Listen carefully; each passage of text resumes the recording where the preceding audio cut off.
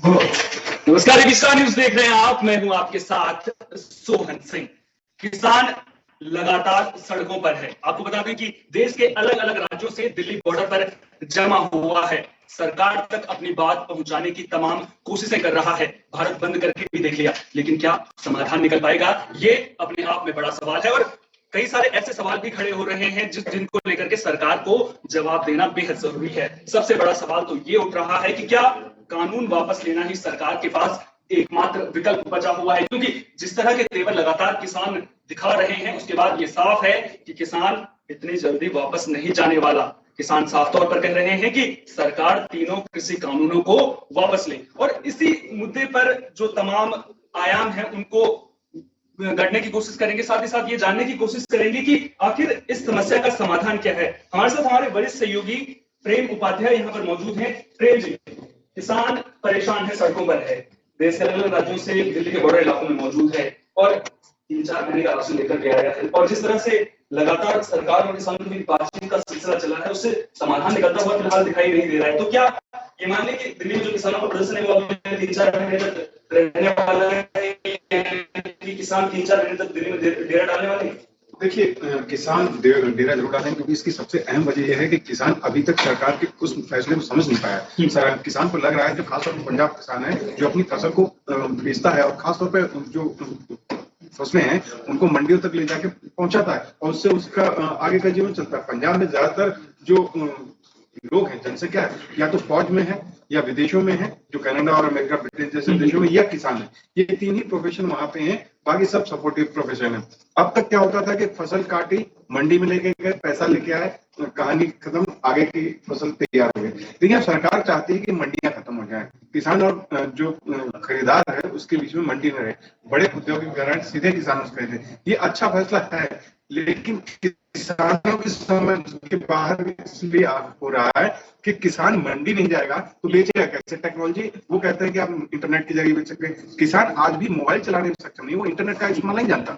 उसका कहना है कि पुरानी व्यवस्था है, इसको एक झटके में अगर खत्म करते हैं तो ये नुकसानदेह होगा। ये ठीक वैसा ही फैसला होगा जैसे नोटबंदी किया गया था, ये वैसा ही फैसला होगा जैसे कि आपने कहा कोरोना काल में। तो कुल मिलाकर ये कहा जा सकता है कि जो किसान है वो कयास लगा रहे हैं कि आगे क्या होगा, इसको लेकर किसानों में डर देखने को मिला है। मैं आपको बिहार की बात बताता हूँ। 2006 से वहां पर ये कृषि कानून लागू है वहां पर, लेकिन वहां पर तो किसानों की जो हालत है उसको सुधार देखने को मिल रहा है। उसको लेकर क्या कहेंगे? देखिए, मैं जैसा आपको बताया कि खास तौर पे जो पंजाब का किसान है वो फसल बेचने पे यकीन करता है। उसकी जो धान की पूरी फसल, लगभग पंजाब में चावल को खाने में बहुत ज्यादा प्रयोग नहीं किया जाता, लेकिन धान और गन्ना वो पूरी तरह उगाते हैं और बेचते हैं। बासमती की जो हाई क्वालिटी राइस है उसको वो उगाते हैं और बेचते हैं, तो उससे अच्छा खासा मुनाफा उनको होता है। सबसे बड़ी बात, हरित क्रांति के बाद जो 80 के दशक में हुई थी, पंजाब में कृषि का जो उत्पादन है वो बढ़ा है।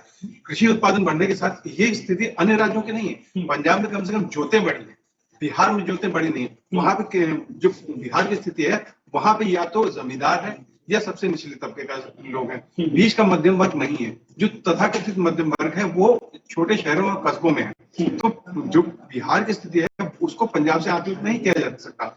बिहार का जो किसान है वो एक साथ 200 एकड़ की जो जमीन है उसकी फसल को आसपास के इलाकों में बेच देता है। वो पुरानी व्यवस्था पे कायम है। उसने आज भी आईटी को स्वीकार नहीं किया है, मतलब उसने अभी भी, चाहे सरकार ने कानून बना दिया, वो अभी उसमें नहीं गया है। आज भी बिहार में वही जो पुरानी व्यवस्था है उसी तरीके से खरीद फरोख्त हो रही है अनाज की। तो बिहार में जो है वो पुरानी व्यवस्था है, उसकी वजह से जो है अनाज की खरीद फरोख्त हो रही है। आपको बता दें कि हम प्रेम उपाध्याय जी ने जिस तरह से बताया कि पंजाब का जो किसान है वो सबसे ज्यादा धान बेचता है। आपको पिछले साल का अगर आंकड़ा बताएं तो आपको बता दें कि पिछले साल जो भारत सरकार ने सबसे ज्यादा चावल खरीदा था वो पंजाब से ही खरीदा था। हमारी सहयोगी पल्लवी भी हमारे साथ में यहाँ पर मौजूद है। पल्लवी, जिस तरह से प्रेम उपाध्याय जी ने बताया यहाँ पर हमें कि जो किसान है उन्हें दरअसल कानून समझ में ही नहीं आ रहा है। आपसे जानना चाहेंगे, विपक्ष भी लगातार इस मुद्दे पर सियासत कर रहा है, और क्या आपको लगता है कि जो किसानों का प्रदर्शन है उसको बढ़ाने में, एक तरह से कह सकते हैं उसको बढ़ाने में विपक्ष का भी कुछ हाथ है? जी बिल्कुल, जैसे कि आपने देखा कि कल भारत बंद था, तो कुछ किसान जो प्रदर्शन कर रहे हैं वो तो ऑब्वियसली प्रदर्शन कर रहे हैं कि उनका कानून वापस हो जाए। वो कानून में संशोधन करने पर बिल्कुल भी तैयार नहीं है। वो यही चाहते हैं कि रद्द करने पर ही उनकी मंजूरी दी जाएगी। इसी पे विपक्षी दलों की अगर हम बात करें तो कल भारत बंद में किसान कम नजर आ रहे थे, विपक्षी दल ज्यादा नजर आ रहे थे। अगर हम बात करें बुलंदशहर की पटरियों पर तो सपा के कार्यकर्ता ज्यादा नजर आ रहे थे, किसान उसमें ज्यादा दिख नहीं रहे थे। तो एक तरीके से हम ये भी कह सकते हैं कि विपक्षी दल इस चीज का फायदा उठा रहे हैं। चलिए, आपने विपक्षी दलों के बारे में बात कही, और अगर एक तरह से देखा जाए तो विपक्ष के पास ज्यादा मुद्दे नहीं है सरकार के खिलाफ। अगर विपक्ष कभी मुद्दे उठाता भी है तो सरकार उनको दबा देती है। तो क्या आपको लगता है कि किसानों का जो मुद्दा है उसके बाद कहीं ना कहीं विपक्ष को संजीवनी मिलती हुई दिखाई दे रही है, क्योंकि किसानों की आबादी कम नहीं है देश में? जी बिल्कुल, किसानों की आबादी कम नहीं है, जैसा कि अन्नदाता है किसान, तो किसानों के ऊपर ही पूरा हमारा निर्भर करता है जो हम खाते हैं हर चीज। तो सरकार भी इस चीज को समझ रही है कि विपक्ष इस चीज को संजीवनी बूटी की तरह इस्तेमाल कर रहा है। एक तरीके से ये मुद्दा बहुत बड़ा है। तो मुद्दा बड़ा है और मुद्दा कितना देर तक चलेगा वो भी देखने वाली बात होगी। साथ में नजरें इस पर भी रहेंगी कि अब अगर सरकार और किसानों के बीच में बातचीत होती है, बातचीत कब होती है उसके बारे में भी हमारी नजर रहेगी, लेकिन बातचीत में क्या समाधान निकलता है उस पर भी हमारी नजर लगातार बनी रहेगी। माधुरी हमारे से भी यहाँ पर मौजूद है। माधुरी, आपसे सीधा सवाल पूछना चाहूंगा। किसान कह रहे हैं कानून में संशोधन उन्हें मंजूर नहीं है, किसान कह रहे हैं तीनों कृषि कानूनों को सरकार वापस ले ले। जब किसानों को कानून चाहिए नहीं तो फिर सरकार क्यों, क्या किसानों पर थोप रही है? क्यों सरकार वापस नहीं लेती जब अगर किसान ये कह रहे हैं कि हमें ये कानून मंजूरी नहीं है, क्यों पुरानी व्यवस्था नहीं की जाती? देखिए, किसान जो है उनकी सबसे ज्यादा, उनके लिए जो सबसे ज्यादा इम्पोर्टेंट बात है उनकी फसल। मेन चीज आप सोच सकते हैं कि वो गांव में रहते हैं, छोटे छोटे कस्बों में रहते हैं, तो उनको इतनी नॉलेज ही नहीं है कि वो जाए और जाकर सीधे ही डायरेक्ट कॉर्पोरेशन वाली जो कंपनियां हैं उनको डायरेक्ट बेच सके। तो उनके लिए जो मंडी में बेचने वाली जो फसल थी वो बहुत ज्यादा आसान और एक सीधा तरीका था। तो उनको एक चीज समझने में भी बहुत दिक्कत आ रही है। फिर उनको ये लग रहा है कि जब तक वो चीजें समझेंगे तब तक वो, मतलब उनके लिए तो जो फसल है उन्हीं की रोजी रोटी, उनकी फसल ही है जिसको बेचकर वो खाते हैं पीते हैं, उनका भी यही है और हम भी उन पर ही निर्भर है। लेकिन कहीं ना कहीं ये बात आती है कि जो सरकार है, सरकार उनके फायदे के लिए, लेकिन वो नहीं इस बात को समझ पाएंगे क्योंकि किसान जो है उनके लिए सिर्फ यही है कि वो संशोधन नहीं चाहते, वो बस चाहते हैं जैसा अभी तक चलता आ रहा है वैसा ही चले। लेकिन सरकार तो कह रही है ना कि आपको जो खामियां लग रही है कानून में हम उनको वापस लेंगे। सरकार कह रही है कि अगर आपको इस कानून में ये दिक्कत है तो बाकायदा कल अमित शाह के साथ में जब मुलाकात हुई थी तो साफ तौर पर उन्होंने किसानों से कहा है कि जो भी आपको दिक्कतें हैं, परेशानियां हैं, उनको सरकार बदलेगी कानून में। लेकिन देखिए, किसान लिखित में सब कुछ चाहते हैं। अगर वो कहा है, अमित शाह ने कल कहा है कि हम लिखित में देंगे आपको। हाँ, लेकिन वो यही तो समझिए, अगर उनके लिए संशोधन ही अगर वो संशोधन को अपना लेंगे तो वो कानून को भी अपना सकते हैं। लेकिन वो संशोधन को भी नहीं, जब वो कानून को ही नहीं अपना पा रहे तो वो संशोधन को, क्योंकि वो चाहते हैं जैसा पहले चलता आ रहा है वैसा ही चले। वो अपनी फसल के साथ या फिर अपने कृषि कानून के साथ वो किसी भी तरीके का बदलाव नहीं चाहते हैं। तो किसान साफ तौर पर, जिस तरह से माधुरी ने यहाँ पर बताया है कि किसान कानून में संशोधन नहीं चाहते हैं, किसान कानून में बदलाव नहीं चाहते, किसान चाहते हैं कि सरकार तीनों कानूनों को वापस ले ले। लेकिन यहाँ पर जो जानने वाली बात है वो ये भी है कि क्या किसानों का प्रदर्शन इतनी जल्दी खत्म हो जाएगा? क्योंकि साफ तौर पर जिस तरह से हमारे सभी सहयोगी ने लगातार बताया कि किसान इस वक्त आर पार के मूड में नजर आ रहा है और इतनी जल्दी मानने वाला नहीं है। दिल्ली वालों को काफी दिक्कतें हो रही है किसानों के प्रदर्शन से, तो क्या दिल्ली वालों से दिक्कतें आगे झेलनी पड़ेगी? जी बिल्कुल, अभी तो किसानों का प्रदर्शन चल ही रहा है और आज की जो बैठक होनी थी वो भी रद्द हो गई है और सरकार ने लिखित प्रस्ताव देने को बोला है। तो इस पर भी किसान नेता, कांग्रेस के नेता दिग्विजय सिंह ने बोला है कि राष्ट्रपति से बैठक होनी है 24 विपक्षी दलों के नेताओं की। तो उन्होंने इस पर बोला है कि हमें राष्ट्रपति से कोई उम्मीद नहीं है। तो आपको बता दें कि राष्ट्रपति के साथ आज विपक्षी दल मुलाकात करने वाले हैं जिसमें वो किसानों के मुद्दे को रखेंगे। साफ तौर पर लगातार विपक्ष ये कोशिश कर रहा है कि जो मोदी सरकार है उसको किसी तरह से किसान विरोधी बताया जाए। वहीं दूसरी तरफ मोदी सरकार लगातार ये कोशिश कर रही है कि वो किसानों को जो ये कानून है उनके फायदों को समझा पाए। हमारे सहयोगी साहिल भी यहाँ पर मौजूद है। साहिल, किसान परेशान है, दिल्ली के बॉर्डर पर है, वो सबको पता है, लेकिन दूसरे किसान भी परेशान है। वो किसान जो सब्जियां उगाते हैं, दरअसल दिल्ली की मंडियों तक सब्जियां ही नहीं पहुंच पा रही हैं। तो एक किसान जो छोटे किसान है उनका नुकसान करते हुए नजर आ रही है। देखिए, मैं आपको बता दूं कि ये कहीं ना कहीं जो आंदोलन है वो एक राजनीति की तरफ निकलता जा रहा है, क्योंकि जिस तरीके से सभी पार्टियां किसानों को समर्थन दे रही है और सरकार के विरोध में खड़ी हो रही है, वो ऐसी पार्टियां थी जो चुनाव हार चुकी है और अपनी पार्टी को दोबारा खड़ा करने की कोशिश करी। जैसे कि आपने कल देखा कि भारत बंद का असर बेअसर नजर आया, सब दुकानें खुली, सब मार्केट खुली, तो वो कहीं ना कहीं एक राजनीति जो कर रहे थे किसानों को आगे कर वो कहीं ना कहीं विफल नजर आई।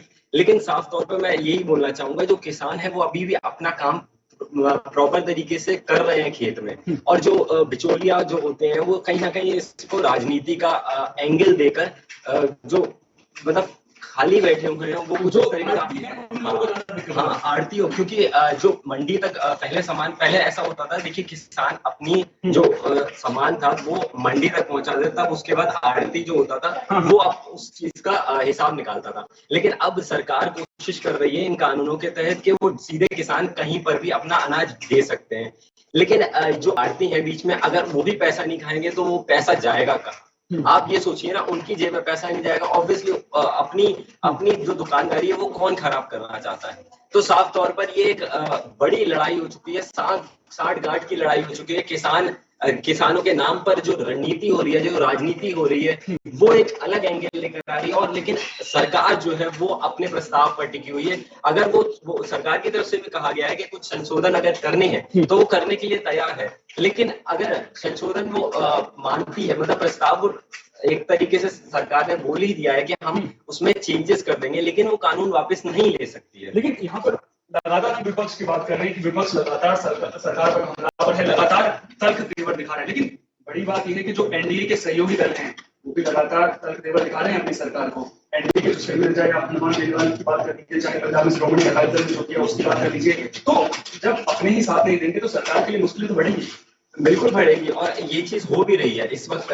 आप खुद देखिए कि जो केंद्र में सरकार है, बीजेपी सरकार है, वो एक तरफ खड़ी हुई है, और जो सहयोगी दल है वो बेशक तंज कस रहे होंगे, लेकिन उनको भी पता है कि सरकार के साथ ही रहना पड़ेगा, क्योंकि अगर बीजेपी के साथ नहीं देंगे तो कहीं ना कहीं उनकी पार्टी भी बिखर जाएगी। ये उनको अभी समझ नहीं आ रहा है। लेकिन जो है, आपको मैं बता दूं कि राजनीति जो हो रही है लगातार, वो राजनीति तो होती रहती है। अब हर इंसान चाहता है कि उसकी पार्टी आगे बढ़े, तो वो कुछ ना कुछ ऐसे एंगल लेके आते हैं, कुछ ना कुछ ऐसी चीजें सामने लाने की कोशिश करते हैं जिससे कि उनकी पार्टी का भी मनोबल बढ़े और वो आगे बढ़े। तो साफ तौर पर जो एनडीए के सहयोगी हैं वो भी अपनी ही सरकार को आंखें दिखाते हुए किसानों के मुद्दे पर नजर आ रहे हैं। लेकिन यहाँ पर एक चीज और जानने वाली है, वो चीज ये है कि जो कानून है, सरकार आखिर उस कानून को किसानों को क्यों नहीं समझा पाई है। ये बड़ा सवाल इसलिए क्योंकि किसान उस कानून को समझ नहीं पाए। प्रेम जी, मैं एक बार फिर से आपसे एक सवाल लेना चाहूंगा यहाँ पर। प्रेम जी, कहीं आपको नहीं लगता है कि जो सरकार है वो किसानों को जो कानून है उसके बारे में समझाने में विफल रही? हालांकि उससे लगातार की गई है, आपको याद होगा जिस तरह से केंद्रीय मंत्रियों के ट्वीट लगातार आए थे, किसानों को समझाने की कोशिश की गई है, आखिर सरकार समझाने में विफल क्यों रही? देखिए, सरकार समझाने में विफल इसलिए रही क्योंकि एक तो कई राज्यों में चुनाव थे, सरकार चुनावी मोड में चलेगी। बिहार में चुनाव थे, अब पश्चिम बंगाल में चुनाव है, तो विपक्ष को एक मुखर मुद्दा मिल गया है कि सरकार जो है किसानों के हित की बात नहीं कर रही। नोटबंदी के फैसले को उससे जोड़ते हुए सरकार सीधे तौर पर सरकार पर उंगलियां उठाई जा रही हैं। किसानों का मुद्दा जो है, मैं आपको बताऊं, जितना एकजुट किसान पंजाब का है उतना एकजुट किसान किसी और राज्य का नहीं है। पंजाब के किसान एक साथ मंडी में पहुंचते हैं तो उनके बीच में एक समन्वय है। सबसे अहम बात, जो गुरुद्वारे के जरिए जो मीटिंगें होती हैं वो सबसे अहम रोल निभाती हैं पंजाब में, जबकि देश के दूसरे हिस्सों में ऐसा नहीं है। एक साथ मंदिर में जाने की परंपरा किसी त्योहार के दिन है, लेकिन वो किसानों और जो शहरी क्षेत्र के लोग हैं उनमें एक साथ वो एक अलग माहौल होता है। लेकिन पंजाब में गुरुद्वारों के जरिए जो घोषणाएं हो जाती हैं वो ठीक वैसे होती हैं जैसे मस्जिदों के जरिए किसी चीज के फतवे जारी किए जाते हैं। तो पंजाब का किसान कहीं ना कहीं एकजुट है, क्योंकि उनके जो किसान नेता थे उन्होंने इस चीज को समझाने में किसानों को सफलता हासिल की कि ये जो फैसला है सरकार का, ये आने वाले समय में किसानों के ऊपर दबाव डालेगा। जो कॉर्पोरेट खेती की बात की जा रही है उससे वो सीधे सीधे कॉर्पोरेट सेक्टर के गुलाम हो जाएंगे। क्योंकि आपको मैं बताऊं, जो सफल जैसे और मदर डेयरी जैसे जो आउटलेट्स हैं दिल्ली एनसीआर में, बड़े शहरों में, उनमें जो फसल की क्वालिटी होती है, अगर मैं सब्जियों की बात करूं तो वो सब्जी की क्वालिटी मंडियों में आने वाली सब्जी की क्वालिटी से ज्यादा बेहतर होती है और थोड़ी महंगी होती है। उसकी वजह जान लीजिए, क्योंकि सफल जैसे जो आउटलेट्स हैं वो किसानों को बीज खुद उपलब्ध कराते हैं। वो जीएम सीड्स होते हैं जिन्हें जेनेटिकली मॉडिफाइड सीड्स कहा जाता है। किसानों को कहा जाता है कि जैसे हम एक मटर की बात करें तो कम से कम 8 से 10 सेंटीमीटर बड़ी जो मटर का फली होती है वो होना चाहिए। लेकिन आप देखेंगे मंडी में जो आम किसान है जो बड़ी जीएम बीजों तक जिनकी पहुंच नहीं है वो हर तरह की मटर उगाते हैं।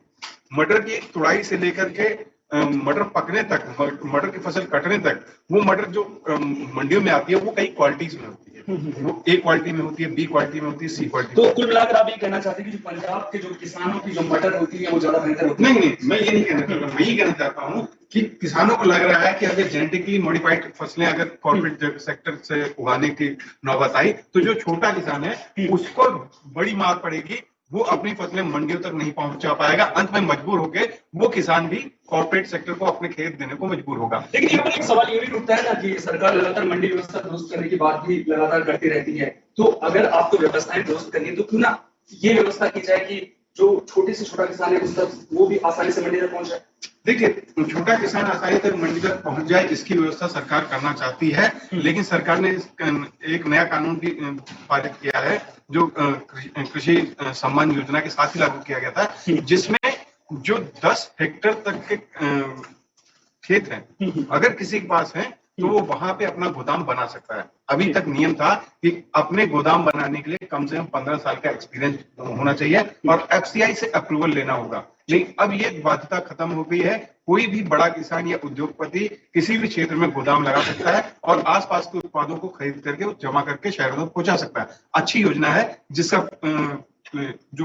फायदा भी जो है किसान आसानी से ले सकते हैं। लेकिन बड़ा सवाल और आखिरी सवाल मैं आपसे लूंगा, किसान सड़कों पर है, लगातार बॉर्डर सील किया हुआ है, सरकार से बातचीत कर रहा है, बातचीत करने से बात बनती भी तो नजर नहीं आ रही है और आज जो बातचीत हुई थी वो भी टल रही है। किसान लगातार जो किसान संगठन है वो आपस में बैठक कर रहे हैं, समाधान क्या है?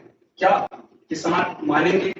अगर किसान संशोधन से नहीं मानेंगे तो क्या सरकार को झुकना पड़ेगा, सरकार को कानून वापस लेना पड़ेगा? इसके भी आसार नजर नहीं आ रहे, दूसरे किसानों के भी झुकने के आसार नजर नहीं आ रहे। तो आखिर जो ये पूरा विवाद चल रहा है इसका समाधान क्या है? देखिए, कहीं ना कहीं किसान को समझा पाना सरकार के लिए मुश्किल इसलिए है क्योंकि जो किसान है वो किसी राजनीतिक दल से प्रभावित नहीं है। राजनीतिक दल उनको समर्थन दे रहे हैं लेकिन वो किसी भी दल से प्रभावित नहीं है। बीजेपी आरोप लगाती है कि पंजाब की सरकार ने, कांग्रेस की जो सरकार है उसने जो है नहीं, लेकिन किसानों को प्रभावित होना भी नहीं चाहिए ना, क्योंकि अब जब से देश आजाद हुआ है कांग्रेस ने कितने साल शासन किया वो हमने देखा है, बीजेपी का शासन अब आया है और किसानों की हालत तो जैसी पहले थी वैसी अभी है। देखिए, किसानों की हालत में कोई बदलाव न महाराष्ट्र में हुआ है, न उत्तर प्रदेश में हुआ, न किसी अन्य राज्य में हुआ है। हालांकि पंजाब में, जैसा कि मैंने आपको बताया, कि हरित क्रांति का फायदा वहां के आम जनता को मिला। हरित क्रांति की ही वजह से, अगर इस विषय को अभी मैं छोड़ दूं तो जो पंजाब का आतंकवाद था वो हरित क्रांति की ही दिन था। वो विषय अलग है, वो कभी और डिस्कस कर सकते हैं। लेकिन पंजाब का जो किसान है वो पूरी तरह कृषि पर, जो जनसंख्या है ज्यादा वो पूरी तरह कृषि पर निर्भर है, जबकि यूपी का जो किसान है वो पूरी तरह कृषि पर निर्भर नहीं। जैसे मैंने आपको बताया मिश्रित कृषि है, छोटे खेत हैं, तो यूपी का जो किसान है उसके घर में 2 लोग शहर में। सीधा समाधान की बात करेंगे, कुछ समाधान निकलता हुआ आपको दिख रहा है इसमें? देखिए, अभी फिलहाल तो किसी तरह का समाधान निकलता हुआ नहीं दिखाई दे रहा है। सरकार को कहीं न कहीं एमएसपी को जो कानून बनाने की बात है, अगर वो करती है तो ये सरकार के लिए बैकफुट पर जाने की बात होगी। ये एक समाधान हो सकता है। हाँ, चलिए, जिस तरह से हमारे वरिष्ठ सहयोगी प्रेम जी ने बताया कि एक सहयोग, ये समाधान का जो रास्ता है वो ये दिख रहा है कि अगर सरकार एमएसपी पर कानून बना देती है और किसानों को लिखित में आश्वासन देती है। आपको बता दें कि कल जब अमित शाह की बैठक किसानों के साथ में हुई थी तो उस दौरान अमित शाह ने बाकायदा किसान नेताओं को कहा था कि आपको जो कुछ भी संशोधन चाहिए हम आपको लिखित में देने के लिए तैयार हैं, हम वो संशोधन करेंगे, जो बदलाव आप चाहते हैं हम वो करेंगे। लेकिन इससे पहले भी जब 3 दिसंबर को बैठक हुई थी तो किसानों ने पूरा जो भी उनको दिक्कतें हैं उनको लेकर लिखित बिंदुवार तरीके से सरकार को भेजा था, लेकिन बात अटक गई थी। अटकी क्यों थी? इसलिए अटकी थी क्योंकि किसान कानून वापस लेने की मांग कर रहे हैं, कानून में संशोधन से तैयार होते नजर नहीं आ रहे हैं। लेकिन अब समाधान क्या है? फिलहाल समाधान नजर नहीं आ रहा है। ऐसे में नजरें अब जो अगली बैठक सरकार की किसानों के साथ होगी, बैठक कब होगी इसके बारे में अभी कोई जानकारी नहीं है, क्योंकि आज किसान नेता आपस में बैठक कर रहे हैं। उसके बाद जो सरकार लिखित में कानून बनाने की बात कर रही है, लिखित में कानून में बदलाव करने की बात कर रही है, उसको लेकर के किसानों की बैठक होनी है। उसमें किसान क्या कुछ कहते हैं उस पर भी नजरें रहेंगी, साथ ही अगली बैठक पर ही नजरें रहेंगी और उसके बाद ये साफ हो पाएगा कि किसानों और सरकार के बीच जो बातचीत है वो आगे बढ़ती है या फिर नहीं। फिलहाल मुझे दीजिए इजाजत, नमस्कार।